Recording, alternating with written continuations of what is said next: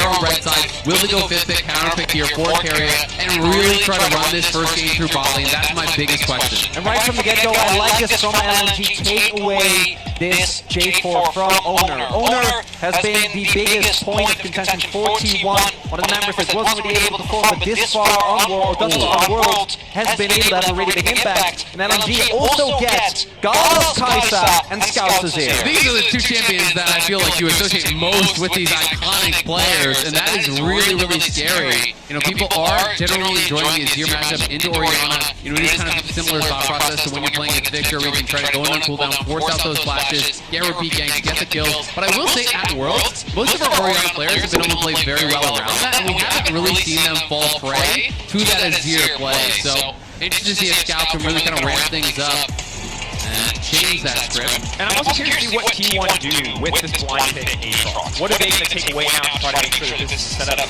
matchup for success for Zeus? Because when I look at the first 3 picks inside LNG, I feel like they got everything they could possibly want here between these here, as well as the Kai'Sa. What do they actually want to take away now inside of T1 to make sure they're getting something out of this Aatrox pick? I mean, I think you could just ban Renekton if you're going to ban another top laner, but they might just go more towards supports. You know, Jax is already banned out. I do think you can ban out Renekton. It's obviously a great option.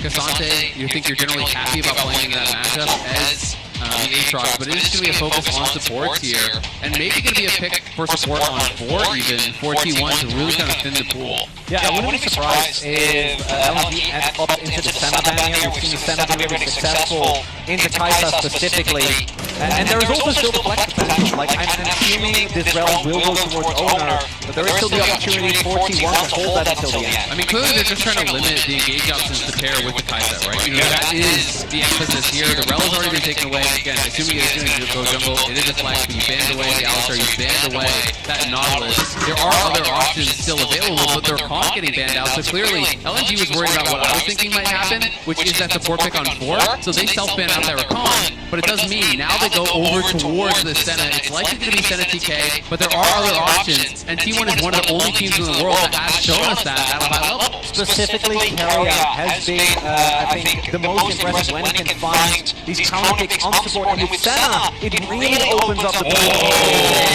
Oh, the crack is here! This is like almost a pre-counter to that Tomcat. You're kind of expecting the Tomcat to come in. People do like this matchup. You can go aggressive with that Blitzcrank, but this is a feast or famine style pick here for Hong, and he's going to have to perform well, because if you fall behind on Blitz, you become useless fast. And this one actually is a counter pick that T1 opted into in Game 5 of the finals last year into the Aatrox. We'll see if Zika has a better time.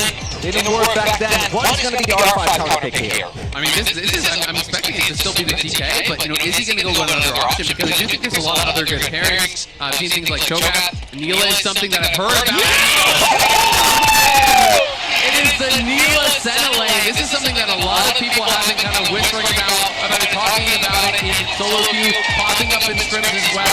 The ability to all in here is really, really high. You can play it aggressive, and I think it's going to be a true support Senna. It's not going to be the fasting Senna here. It is just going to be a full-on Senna support. This is really exciting to see this brought out in such an important match. Absolutely. A crazy curveball throw in Game 1. If you manage to come out on top of this game with a Neela pick, suddenly this is a must-pick ban, highly contested champion to change the entire structure of draft moving forward. But can they execute on it? As highlighted, Neela, very feast or famine, synergizes with Senna fantastically, yes, but not the traditional, safe, hyper-scaling AD carry, very vulnerable as we get later in the game. Yeah, and then Neela specifically is something that T1 themselves suffered defeat from. It was one of the matches midway through summer when they lost against Notion.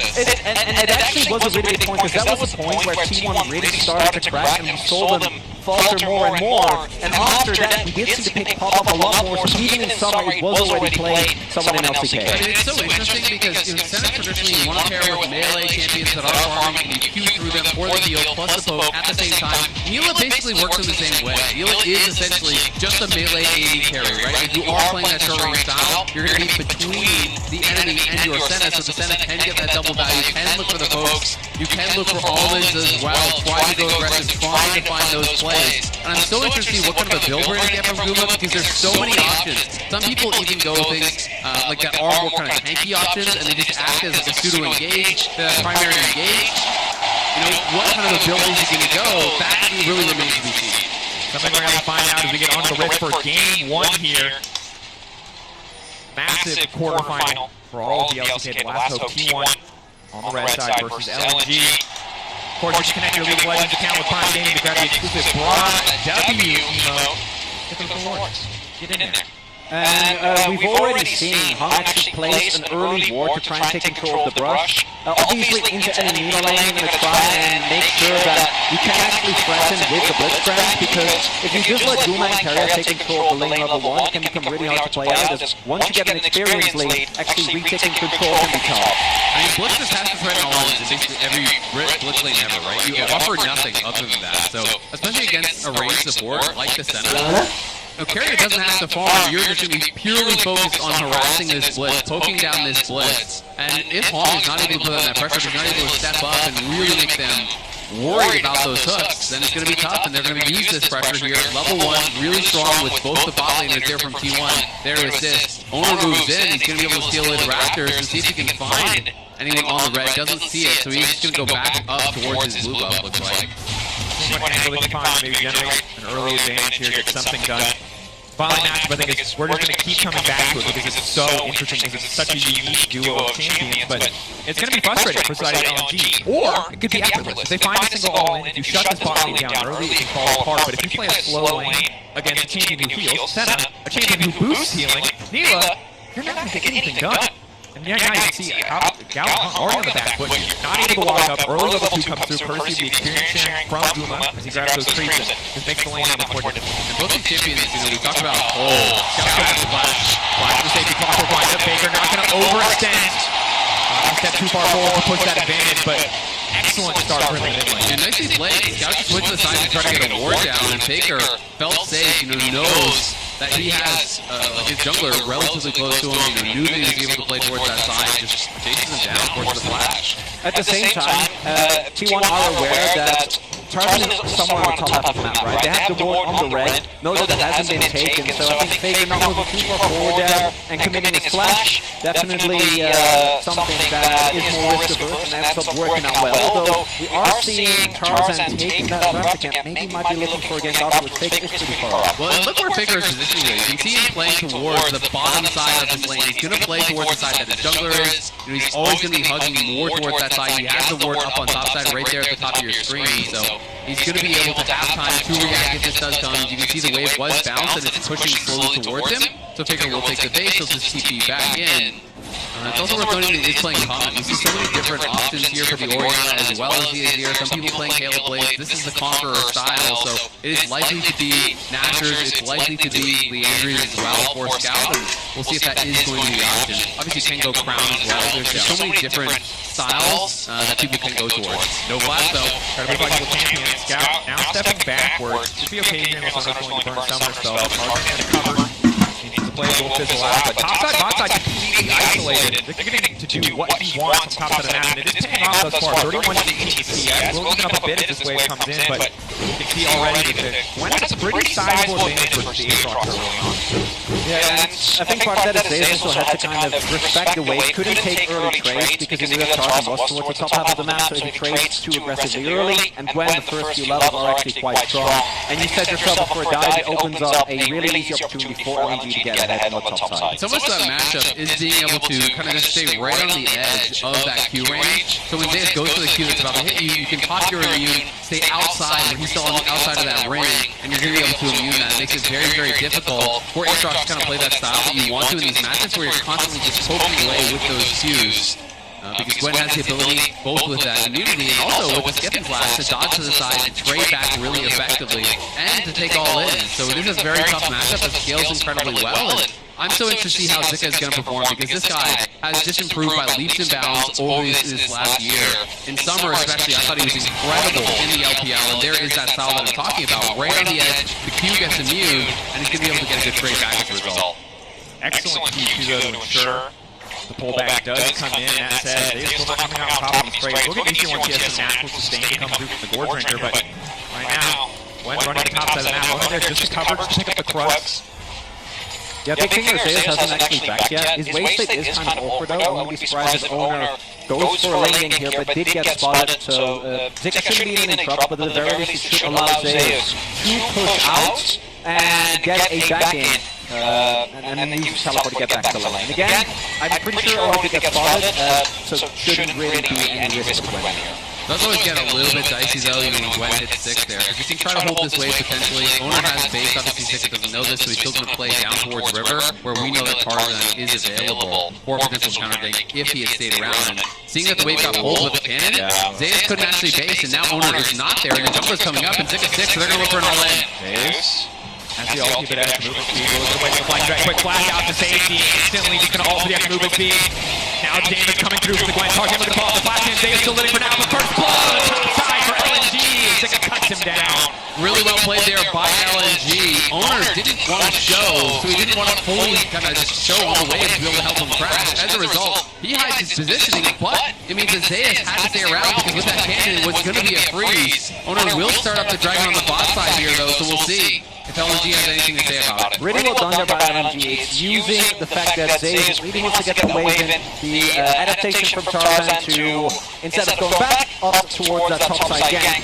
T1 will be able to pick up the dragon, and I do think that the fact that Zeus still has teleport available means that, at least right now, he will be able to pick up most of the CS, and the wave, it does mean Zika already has about like, what is it, 40% of the level up, and has a kill, plus a 20 CS, so this Gwen is going to be really tough to deal with as we get into the mid to late stages of the game. I mean, it's first one as well, so it's nearly an 800 gold lead up there in the top lane, which is going to be really, really rough, but Zeus is trading well there. The wave still should crash, it's too much to hold, and you're too low HP, so the wave will crash. Zika's going to go see if he can find some honey fruit likely in the river, if he can get it, which he does. I can see his health going up, so he's going to pick that up, but still left the base. And the investment top side certainly paying off thus far for LNG and their counter pick with Gwen. Bottom side, however, Gulen doing pretty well to at least have a small lead over Gala. The biggest difference you're going to notice is experience again because of the champion selected. Might free up Carrion to lay down a little bit more global pressure with the ultimate. Something we're going to have to see if T1 are able to use.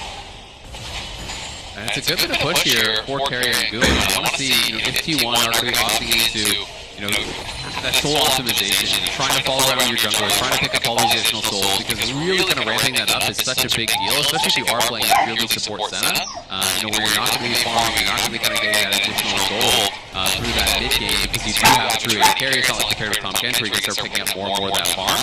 So I want to see how he optimizes. He's at 27 souls already, but that is going to be a huge portion of your damage in this kind of a game. He has every 20 souls, 15 AD, 20 range, 10% crit chance. So it's going to feel good every time you hit one of those breakpoints as Carrier. T1, 3 members in the area, ready to set up. Scout on the flank fire, goes to the shove, is going to manage to catch only Zeus in the meantime. Maybe still standing strong. Shockwave, good damage down. T1, quick to force the fight. Zika not powerful enough. Force that one through. T1 taking one, might just turn right back to the Herald.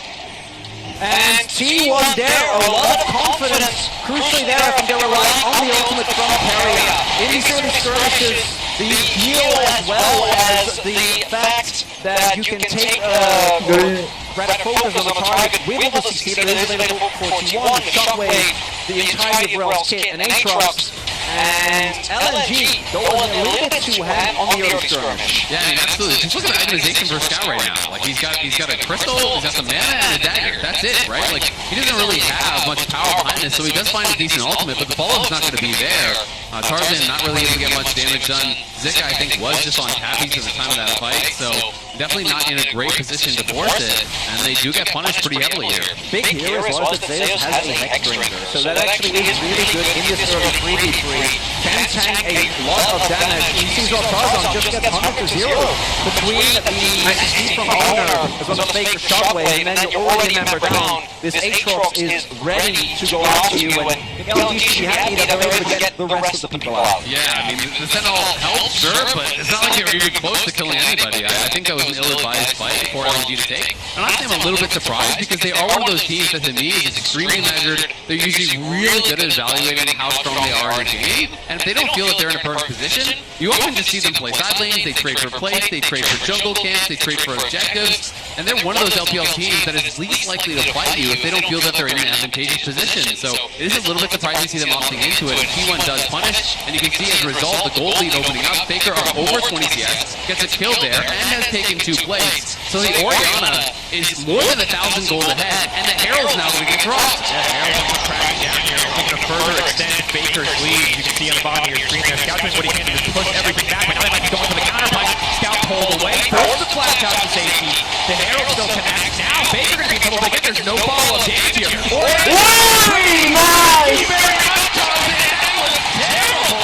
And that was T1 finishing rage-free in the heads of LNG. Wow! Touchdown, And usually LNG is a team that is so good about not taking fights that they shouldn't take. And then we'll talk about the topside 1v1 later on, but specifically that mid-play. What doesn't go in? Why did Scout go in? Why did Ivan go in? Scout goes in. Ultimately, after flash out, there's no damage left. Then afterwards, Tarzan goes in. You got no damage. There's no way of 100-0ing this Oriana, so it wasn't even close. And then it's back-to-back fights where LNG really unorganized and really overestimating their point in the game. Let's watch this one more time. Zika starts to take the trade here, has the ulti available, but Zaya's just sidestepping on the R's, and then is able to turn it around here in the final moments. Both these dudes, actually both players playing it really well. There's no heal cut through that ultimate, and couldn't actually do enough damage. And I think because of the majority of play, it was actually a CS advantage, or experience advantage for Zayas. Yeah, again, I don't know. There's no steady follow. And especially with Shockwave, never getting out of there. As Tarzan feels like communication there from Scout, Tarzan is not on the level it needs to be. No, absolutely not. LNG are looking nervous in game 1 here. And if you can't tell, the crowd seems to be favoring T1 here in Korea. The crowd erupted with every single play. Pero kapag natalo sila ng JBG kasi natalo sila ng That has not been the case yet. T1 off to a roaring start, 3K gold advantage, fantastic at the stage of the game. And again, bot lane hasn't even gotten involved yet. They have done very little. They are part of the gold lead courtesy of Senate on that additional soul goal, but they've just kept Gala under their turret the entire game thus far. But the big thing is, with a lot of the action happening towards the top side of the map, it has allowed Uma and Kara to just play fully for bullying in the lane. Because there is no support from Tarzan, and Scout and Zika obviously hadn't had an opportunity yet either to get towards the top side of the map, this counter pick of the Neela actually ends up working out really well. I think it's like what is it, 300-400 gold here, just from the plays on Duma over Gala. And Carrier, the gold is relevant on a center here. He's got 600-700 gold ahead because he's actually farming gold as well, really effectively off those plays. The crown now done for Faker, so he's going to be staying safe. And on his blitzcrank from behind, that is going to be tough. Your solo lanes have both fallen behind. Your bot lane is turn pushed in. You haven't been able to I haven't even seen him attempt to hook 13 minutes into the game so far. And I mean, blitzcrank from behind, when you're going to be playing against Umbral Blade, you never are going to know if you're in that safe pocket of vision where you can lurk and set up that perfect hook. The potential is always there, but the windows of opportunity get smaller and smaller when you're at this kind of deficit, when you're playing against so much vision denial, especially against a champion like Senna. And normally Duma, we often see Collector come out of the first item aggressive, yes, much more solo focused, but it seems like he might be going straight into Navori, just looking to capitalize on that additional damage, the cooldown reduction that comes through, the endless W procs that show up. I mean, you're going to see the turf like 9-1 for Q1. That shows you how that early game is going. They have the kills to back it up as well. Zayas now with that Dustblade complete. He did this all through the LCK playoffs. He loves to play this versatility style. Even when he's playing in the tanks, he was still doing this, and he was able to really make it work, Chronicler, by finding the backline in these fights. Well, there's a couple of interesting optimization choices on T1. You already commented on the Aatrox as well as the Neela, but it looks like Faker's actually going for Crown into Banshees. Yeah. So like the man is really going for defensive playstyles in the featured matchup presented by Mercedes-Benz. Thus far, Faker, I normally am not a fan of going for these type of full support builds, but if you're 1,500 gold up, you might get away with it. And honestly, I think his read is probably that he's the only one that is vulnerable in these engagements. He feels that, hey, the Neela can stay safe, with the W and the R and healing, that they can't afford to actually all in on Carrier, then hey, maybe throw it forward. Flash out to save from Carrier, clean TP now coming in to cover the play in mid lane just in case. Crown buff will fade away, T1 leveraging that TP just to ensure they come out on top in the skirmish will not work out.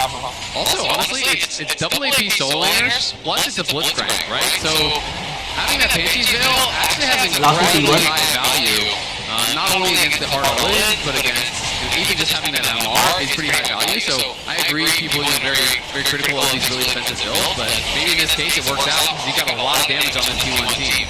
They're just walking out fearlessly, and this sucks for LNG. This was the guy you set up to pull ahead. The map was split to isolate top lane, but that 1v1 costing so much now as we get later in the game. And Zeus, you know, for all his struggles that he has found in fight, and specifically against Dora, was, I think, the member that even during the tough times for T1 this summer, looked the most composed. It's really easy to forget that this is a player that has only been the starter for 2 years, right? Like, he's obviously been a mainstay for T1, but hasn't been around for that long. The whole T1 team, well, I think, is incredibly elite for pro standards, but it just feels like they're such veterans because they make every deep run. Every time they show up to these international events, they keep getting far. Yes, they have not won that big international event yet, but they have gotten close time and time again. And really big now is that LNG is able to create some vision denial against T1, right? You want to have at least an opportunity to maybe try and hook someone in, get a lead, because with the goal deficit the way it is, I feel like LNG is going to be forced to contest for this drink. Like, Soul Point Infernal Soul is not going to be very fun and interactive to play into. You can see as well that they're already making their way over. We'll have to see if LNG can find a way, because if they can win a fight there, it might be an avenue back into the game. It's also Gale Force for Guma, so he's not going to Nori. I've seen a lot more Nori in solo queue as well. But going for that Gale Force does give you the additional playmaking. Pro's obviously a really big fan of this item. Allows you to close the gap. You can see that he is also playing Ghost, so between that, between the flash, the dashes with the E, you can try to get in on that back line, snap people in with the ulti. You have carry with the ulti over top of support. And T1 is just going to try to pile in massive amounts of AoE damage. Started off by Guma, you have Owner going in, you have the Shockwave going in, you have AoE damage coming out from Zeus. And if they can pull out that engage, it's going to be incredibly difficult for LNG, I think, to turn it around. And I think one thing that LNG should consider is just falling on the top side. It's going to be Q3, but not quite as much things initially expected. Next drink of pot. We saw much more, both sides simply backing away, a trade of ultimates. But you can see here, a lot of T1 composition, leveraging the power of healing. Might need to see some reduction from the side of LNG, but Kiki coming top side. All coming. There's 4 on top right now. Full focus on getting this objective down. Zeus, flag drag, looking to the flash in the end. Tower picked up on the bottom side as well. That's going to be double objective bounty in about 30 seconds there for LNG. They got the tier 1 bot. They're taking the tier 1 top. Yes, they're going to be losing that dragon, but they've made the call here. And this is more the LNG that I know, that is not going to fight these fights where they think they're disadvantaged, right? And that's why it was so surprising to see them take some earlier on.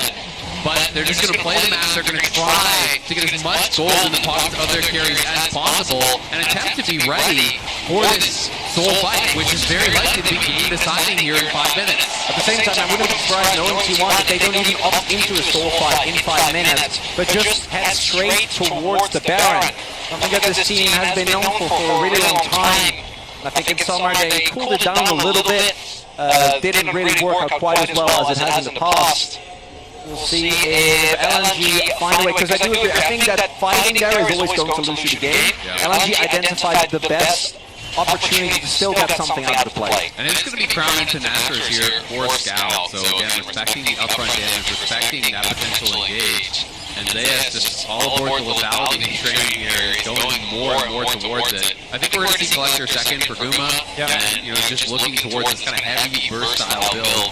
Does make armor very, very valuable when you have 3 lethality users over on the T1 side, but we're not seeing anything really itemized into work just yet. And it's tricky because Mila's an incredibly obnoxious champion. Every bit of crit she buys gives her percentage armor pen as well as healing when she does damage to champions. So oftentimes you'll wonder, why is Mila hitting so hard? It's because to make a melee carry work, they had to give her ridiculous frickin' scaling. And you will feel it at 2 items, most certainly. You will feel it even more at 3 items. If this champion is not blown up in a fight, she will take over an extended engage. There is also the fact that we've seen the most, I think one of the most successful combos in this tournament has been Rakan or Rel combined with Jarvan, right? Like that combo, or Rel and Rakan together. And without the Mila, T1 wouldn't really have anything to, outside of the Shockwave, to really follow on the same way. Particularly with Gale Force, I think it's going to be really easy for Guma to follow if a good engage is found. Absolutely. I even think there's opportunities to start it off yourself if you do find that angle, right? That's what makes this champion so unique. It's that you can be the primary engage. It's not really in a way that any other carry can. Sure, there's champions like Ash, but it's obviously very different shooting an arrow out versus shooting yourself out. Sure. He's also one of the only AD carries in the game. Go, oh, Gwen wants to jump on top of me. That's fine. You know, he's the champion who can block so many of those powered autos. Yes, he can't block snip, but can take a lot of these diving champions on head-to-head if they don't have backup from a player like Gal or Scout. Hook going just a little bit wide there. But you can see LNG fighting tooth and nail to get a little bit of vision down here, just to make sure that T1 cannot attempt to sneak the Baron. T1 don't miss Friday yet, but with Guma coming out of the base with Collector, they will start to fight back for some of this vision control. This is also where you see the on the blade get a ton of value, right? And the fact that Carrier is able to consistently take away some of the vision of LNG. Although I gotta say, with this ward surviving, I think they still have a pretty good idea of T1 not actually starting the Baron yet, combined with the fact that they have, I think, a ward right in front of the pit, which is good scouting on LNG's part, knowing T1 and their knack for starting Barons on an element notice. Scout here on the side. Just going to lay down a little bit of poke here to Conqueror stacked up against Owner. Let's continue to fish for these picks. But Banshee's Veil plus Crown. You know, you talked about it earlier, this build. It's obviously a very conservative build, but at the same time, no one is ever killing Faker. It's just not going to happen. Yeah, it's going to be really tough, especially from the position that T1 are in. And there's so many threats on this team that it's going to be really difficult to get into the backline towards him. But at the same time, you have to respect the fact that Scout is on his ultimate comfort pick. Gala on his ultimate comfort pick is on 2 items. Scout likely to have his Nashers done relatively soon, and LNG, I think, are going to hope to get their 2 items done before this next dragon, and I think that is where they're going to try to just draw the line in the sand and try to turn this game around. If you can win a big fight there, if you can take that dragon away from T1, maybe knock some of these towers off the map, all of a sudden, the game becomes within reach. And do note as well, talking about 2-item power spikes, Zay is actually finishing the edge of night, another blitzcrank, counter-item, right, making it hard for him to get hooked in. Oh, with the nice valve, which I think he put on Guma just now. There's really not good poke either on LNG's side to actually knock off Banshee's aura tonight. Not a lot of waste, and in about 30 seconds, this is going to be a must-win fight for LNG. In first, it's also going to take away a lot of the potential problems with lethality. Because if you add all the extra damage on top of that, it's not going to be nearly as much of a problem. Or T1 might pivot towards the Nash. We'll see what T1 wants to do, but this is an opportunity. 2 items across the board. Just about for the side of LNG, maybe a chance to fight their way back in this game. Some unforced errors early on, costing them dearly as we've gone later into this game. But they can reset the script right here if they can find the right angle on this fight. You can see both teams trying to fight for this mid lane wave, but all the vision for T1 is focused towards that Baron side, and T1 do have mid-prio. The Dragon spawning just now, so will LNG just try to rush it? And the answer is going to be yes. Zika's already on it. T1 are coming, so the fight is going to be on. Have to be careful about locking themselves in the pit. Keep your eyes on Guma to get to the back line. Owner for Dragon Souls on, and now it's Guma using like a tag for the entire team. Go forward like the back. Continuing to step up, but second community.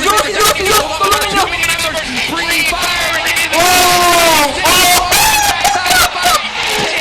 Oh my god! One hit deleted! And Zika tries to roll away, but it's not enough. One hit deleted yung interesting zone! Oh my god! And they're able to take a commanding and only carriers of the No! Busan runs as T1 claim the soul, claim the ace, and claim the Baron. You have to think they claim game 1 as Ang well. bilis ng kamay ni Zone, ano? Owner? incredible start to the series from T1. Showing us something new here on World Stage with the Nila. You can see the start of this fight, everything they could want, and it only gets better from the moment that the front is stolen. Yeah, they're just not able to really do anything with this bush crank. I mean, I'm not able to find an angle to engage. LNG is so focused on trying to actually knock down this dragon, and Zika's not in a good position as the fight starts. And then Gala just gets tipped there, and Palm hooks him. He hooks Zayas in. Thanks for the alley-oop. He slams it down on Gala. And gentlemen, I'm not trying to play anybody, but I don't think Hong is going to play Blitz again. It's a self-ban angle. It might be the self-ban angle. Yeah, Blitz, as you pointed out at the beginning of the match, is very much, it's hit or miss. Yeah. And that was the first T1. That was the first hook. Bala The na po first naman hit ano was doon. a miss. Yeah. Enough nakaabangan ko. Or hit, you're doing that. True. Tapos ang dami siyang go, tapos...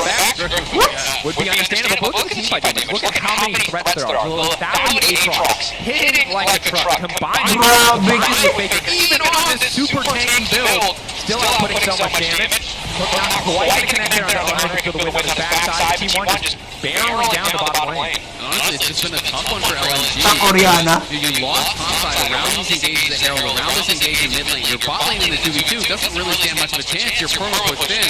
So even once this Blitzcrank got out of the lane, there wasn't much recourse for him. And T1 on the push, Zayas maybe in trouble. It's off the side. LNG has to be careful about over-permitting. Zayas still just taunting and teasing and Blitzcrank and the hook come out. Tag wasn't locking him in. But he holds it back!